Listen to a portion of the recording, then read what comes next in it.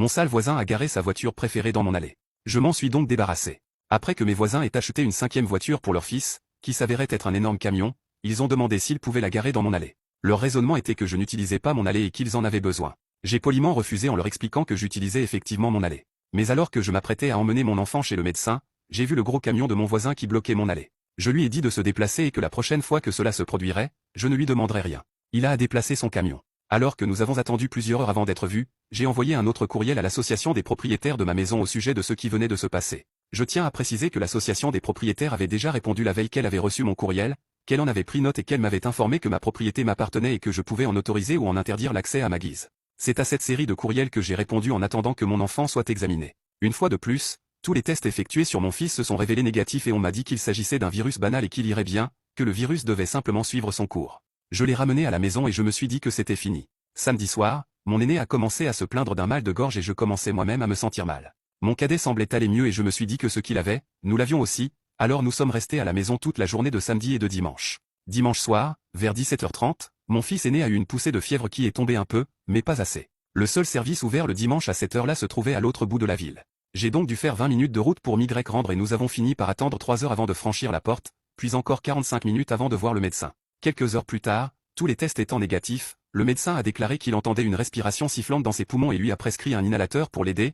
mais il m'a essentiellement dit la même chose, à savoir qu'il s'agissait d'un virus banal et qu'il fallait le laisser suivre son cours. J'ai dû aller encore plus loin, jusqu'à la seule pharmacie ouverte 24 heures sur 24, pour récupérer l'inhalateur et nous ne sommes rentrés à la maison qu'à presque minuit. Laissez-moi vous présenter la scène. Mon fils est à moitié endormi sur le siège passager et se plaint qu'il veut juste rentrer à la maison. Je suis épuisé, je me sens vidé et j'ai moi-même des quintes de tout et j'ai hâte d'aller me coucher quand j'ai tourné au coin de la rue et que j'ai vu ce camion dans mon allée. Je n'ai même pas pu me garer parce qu'il me bloquait et j'ai aussi remarqué qu'il était garé en partie sur ma pelouse. J'étais tellement en colère que j'avais du mal à voir clair. J'ai cherché sur Google et j'ai trouvé un service de dépannage 24 heures sur 24 et j'ai expliqué que j'avais un véhicule non autorisé sur ma propriété et que j'avais besoin de le faire remorquer. La femme m'a dit qu'il faudrait attendre environ 30 minutes avant qu'un camion ne se rende sur place et j'ai dit que c'était très bien. Pendant ce temps, j'ai raccompagné mon enfant à la maison et je l'ai mis au lit, puis je suis rapidement sorti et j'ai pris une photo depuis la rue pour montrer l'étendue de l'allée qu'il occupait et qu'il était également garé sur ma pelouse.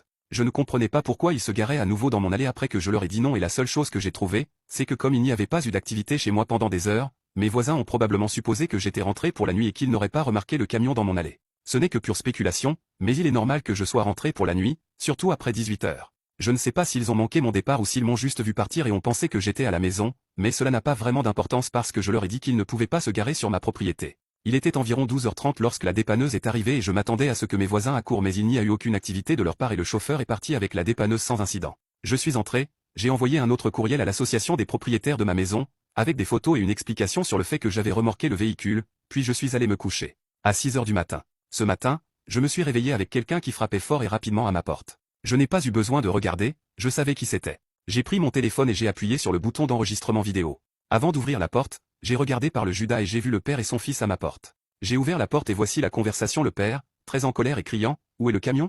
Moi, aussi calmement que possible en toussant, il a été remorqué. Vous pouvez appeler telle ou telle société pour prendre des dispositions pour le récupérer. Le père, tu n'avais pas le droit de le remorquer, tu vas payer pour la récupérer. Moi j'avais tout à fait le droit de remorquer un véhicule non autorisé sur ma propriété. Je vous ai dit de ne pas vous garer sur ma propriété et vous l'avez fait quand même. Vous m'avez empêché d'entrer dans mon allée hier soir. Je vous ai dit que j'allais faire remorquer un véhicule après la dernière fois que vous vous êtes garé sans ma permission. Et je ne paierai rien pour le récupérer. Le père tu as volé mon camion UFNB et j'appelle la police. Je vais te poursuivre en justice. Moi j'en ai assez, allez-y. En attendant, je suis malade et je retourne me coucher. J'ai fermé la porte et je suis resté là un moment. J'ai regardé par le Judas et ils étaient toujours là. Le père a commencé à frapper et à sonner à ma porte sans arrêt. Il a frappé et sonné à ma porte pendant encore 4 minutes avant d'abandonner. Je suis en train d'enregistrer tout cela et je n'ai pas éteint la vidéo, il était parti. Je me suis retourné et j'ai vu mes enfants debout. Le bruit les avait réveillés et je leur ai simplement dit que s'ils se sentaient encore malades, ils n'avaient qu'à retourner au lit parce que c'était là que j'allais. Je dois dire honnêtement que je ne pensais pas qu'il appellerait la police, mais c'est ce qu'il a fait. Cela a duré environ une demi-heure. Je ne regardais vraiment pas l'horloge quand j'ai entendu la sonnette de la porte. Je me suis levé et j'ai regardé par le Judas et l'officier de police était là.